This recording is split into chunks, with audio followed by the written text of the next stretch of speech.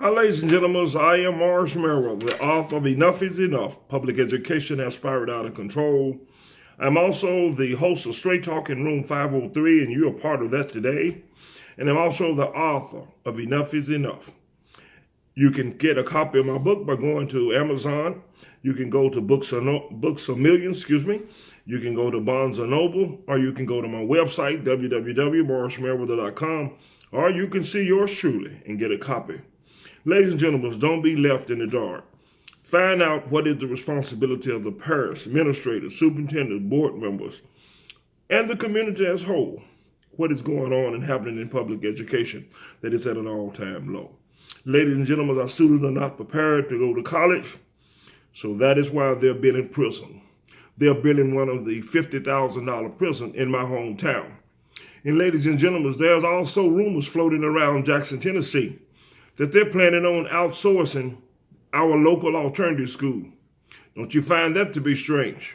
Seem like we're going to be a moneymaker for people going into the prison that looks like Professor Merriweather. Ladies and gentlemen, while you are asleep. Ladies and gentlemen, I come to you today in the title of this program today. The title of this class today is Fighting for Changes. Ladies and gentlemen, call a friend, tell a friend, text a friend, chat a friend, Snapchat a friend. That's the terminology. And let them know. Or you can go to Facebook and let them know. Professor Merriweather is back in the class. He's ready to tell the raw and unadulterated truth. Ladies and gentlemen, they're calling me an angry black man. Ladies and gentlemen, I am angry. I'm angry that my people of color is sitting back and allowing those others in the community to fight for their children, get new schools for their children, make sure that the curriculum and everything is up, making sure that they are employed, making sure that they're on the cutting edge of technology, while we sit back and allow them and some of us to call Merriweather an angry black man. Let's dispel the myths. I am angry, but I hadn't lost my mind. Perhaps those who, Dr. King said it so well, silence is sometimes considered to be betrayal. So if you're silent, don't get angry at the messenger. Wait until you see Dr. King in heaven and get on him about that. That's what he said. But I believe the silence is that you're going along with the status quo. Well, I am not going along with the status quo. I'd rather be a slave buried in my grave and go home to my Savior than to not say anything for the children. Ladies and gentlemen, I'm on my way out to the other side, and I'm going to make sure that when I leave this world, I made it better for some boy or some girl. Others has went on before you and made it better. What about you? What are you planning on doing? So, ladies and gentlemen, bear with me just a few moments here. I'm going to take my coat off so I can kind of stretch my arms and talk to you here in class today. Thank you so much for attending class of Straight Talk today. And let's get on the way. I won't keep you long. I know that it's a beginning of the new week, and I don't want to keep you long. You got things to do. But you need to know the truth before you start your week off. Take care and just stand right there. Don't touch that dial. I'll be right back. Ladies and gentlemen, I'm back. Listen, I come to you especially today, being that it's a part of Black History Month, and just want to try to give you a little Black history, a little news you can use. But ladies and gentlemen, let me try to help you to understand Professor Merriweather. To those who are out there that are talking about me. If I wasn't doing anything, you wouldn't be talking about me. So I want to first clarify the fact that, frankly, I don't give a you fill in the blank about you talking about me. I'm on the master's business. I'm about the master's business, on the master road, doing the master business. If I didn't believe that, and ladies, let me say this. When I look back over my life and I see where God has brought me from and where he's taken me to, it doesn't matter anymore about what you think about me or what those in the other community think about me. You had asked me what I think about you and what I think about them. So, opinions are just nose like everybody have on their face.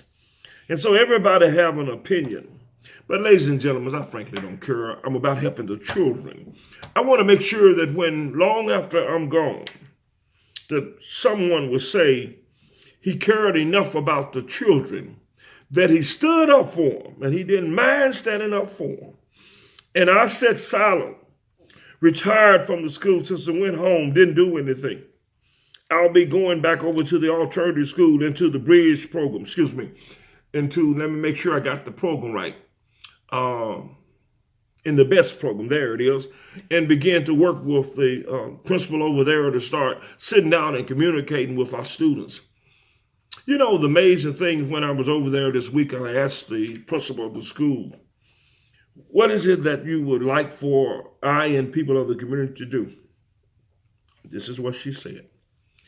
If you can just spend 1 hour a week sitting down and talking to a boy or to a girl.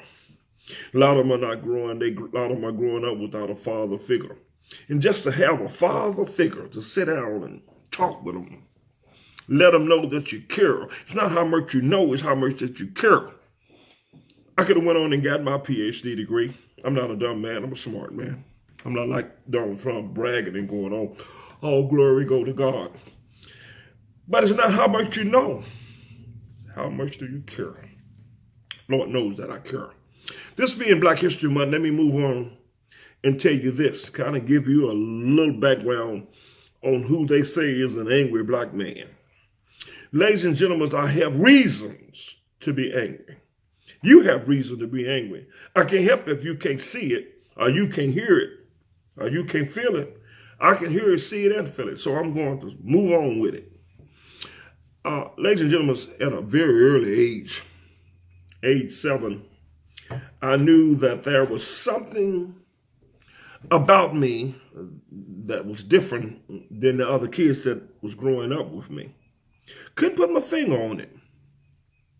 My mom, I could tell that she was more in touch with her son, her only son. And mom couldn't put her finger on it. Something about that boy. God got a calling on his life.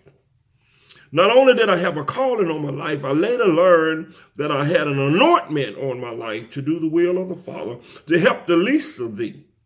Mama would sing around the home, if I can help somebody as I pass this way, then my living won't be in vain. And that has been a burning song in my heart. Mama's going on, but her boy got it. I had great parents, my daddy, and my mom loved all 5 of us. But it was something about that boy that mama couldn't figure out. And it took me years to figure out that God had a real purpose for me, as he got in your life. Everybody have a purpose. I have found my purpose. My purpose is to be a person that will stand for what's right, stand for those who are without voice, to stand for the least of thee.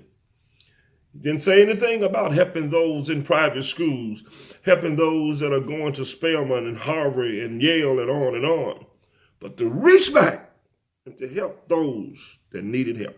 Because somebody, and I had a lot of people that was instrumental in what you hear and see today. But let me just kind of give you a little grasp of me as we further talk about Black History Month. I was a very young lad, and there was something about the civil rights movement. There was a calling on my life, so I talked to my mother and asked her, could I get involved in some of the protests? Mama was hesitant, didn't want a kid out there on the front lines, but Mama knew that she couldn't hold back someone that God had called to come forward.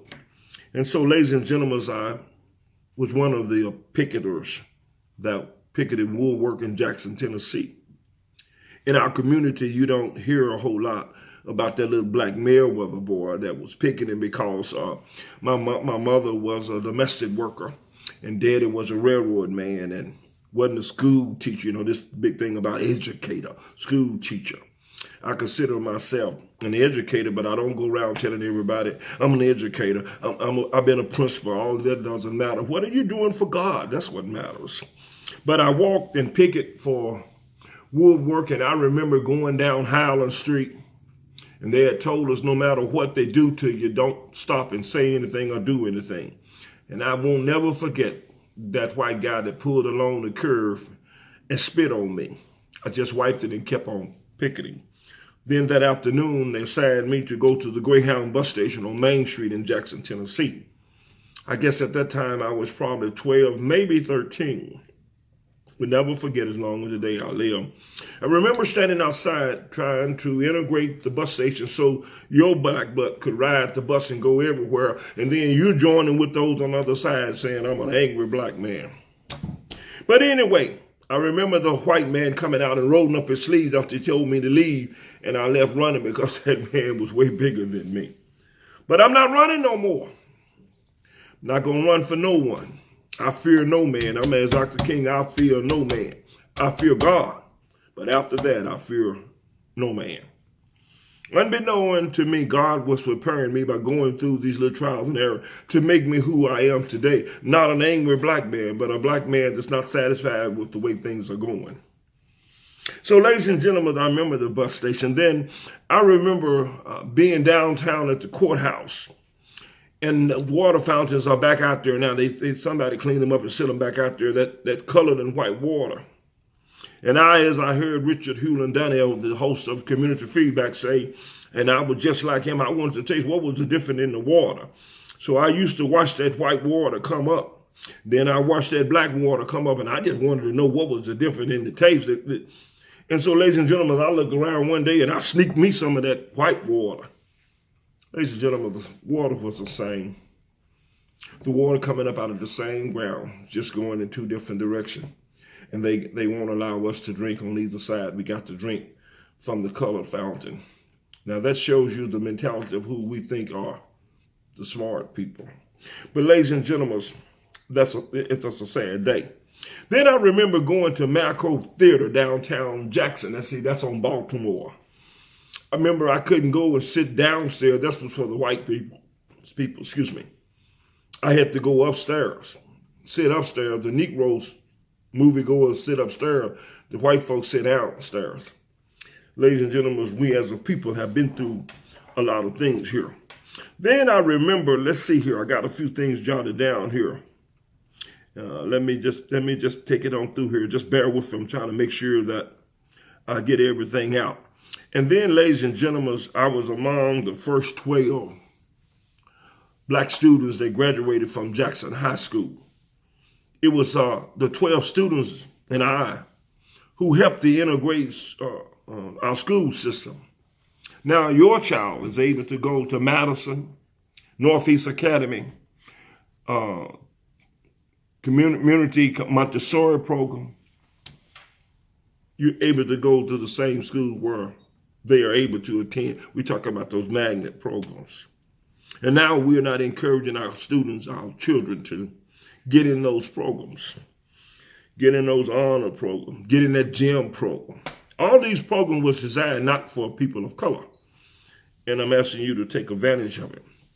But I asked my mother, I remember when they integrated Jackson Junior High School, I asked my mother, could I, in the 8th grade, attend an all-white school, that I can make it better for some of the generation to come.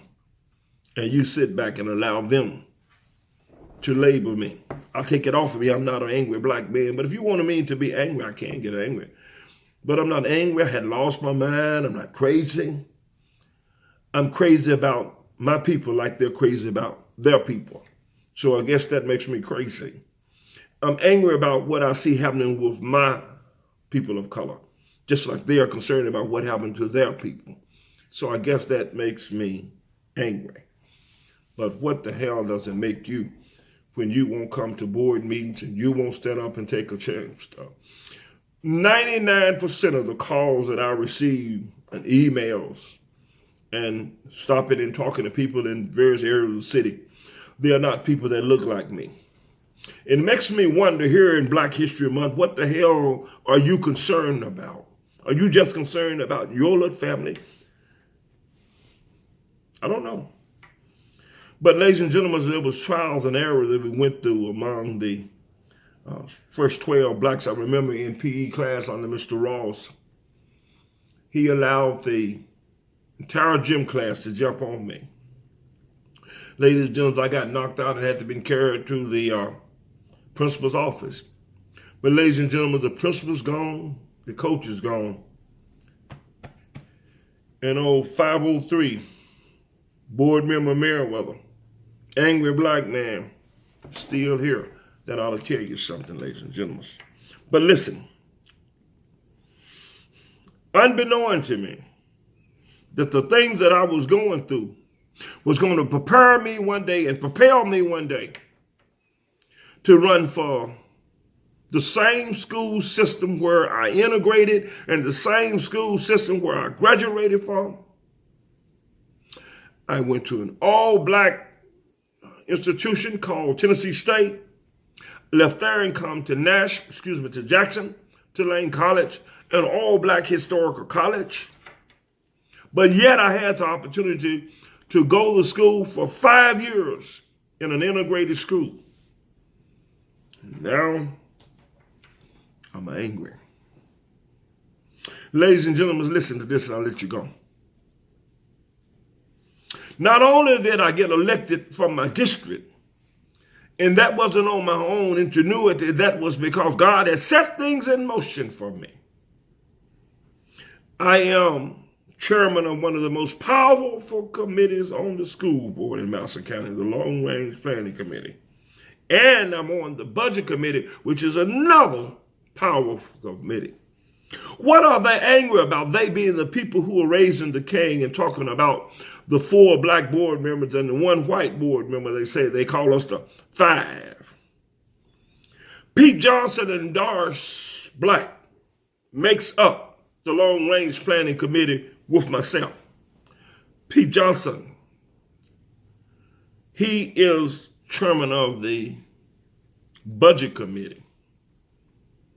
And then a young lady by the name of Janice Hampton, another person of color, holds the Policy Committee. We hold the top 3 powerful committees on the school board. And that's why they're angry and coming after us.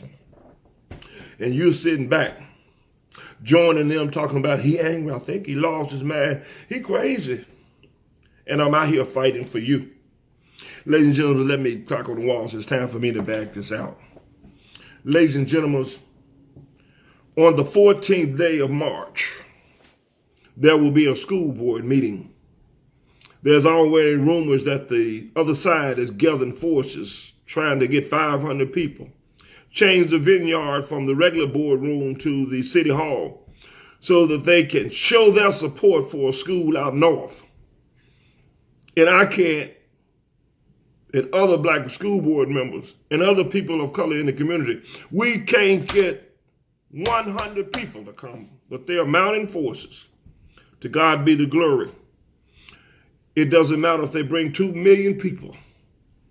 I'm still going to vote for that which is right for all children, whether they black or white. But I'm not going to let people of color be left out no more if I have to stand alone. I wish you would join me. But in the event that you care to just sit back and criticize and talk, shake hands and kiss butts with the power to be in this city, I want to get a crown and glory. I want to hear God say, well done, thy good and faithful servant. What would he say when he see you and you sit back on the sideline and allow them to attack our 4 black board members and our 1 chairman who happen to be white because he wants to do the right thing? So, ladies and gentlemen, you do what you want to do, and I will do the will of the Father. So, ladies and gentlemen, I just had to stop during the course of the day and bring you some information that you needed to know. So you have it. My question is, what would you do with it? I'm going to continue to fight for all of the children, especially those without voices, the least of thee, as God said. He said in his word, what you do to the least of thee, you done it unto me. I want to do some things for the Lord. If you want to do it for Satan, hallelujah to you. Ladies and gentlemen, I'm your host, Morris Merriweather, author of Enough is Enough, and the host of Straight Talk in Room 503.